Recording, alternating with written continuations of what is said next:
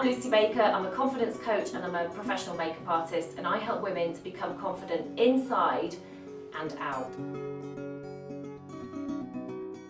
Next on the list is to smile.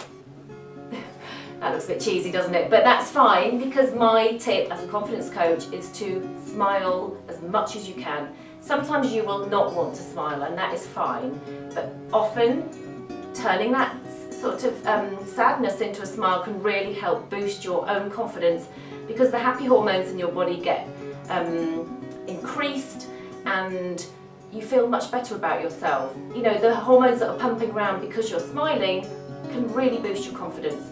And the other great thing about smiling is that if you smile at somebody else, they have to, or they pretty much always, smile back. It takes 10 times more muscles in your face to frown than it does to smile.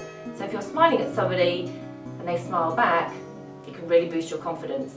And if that person chooses to frown back, just think about how many muscles they're using to frown. So it's really good to walk about your day. You might not feel like doing it, but walk about your day and just try and smile at other people. You know, if you're in the car, shopping in the supermarket, whatever, smiling can really help your own confidence and the confidence of other people too.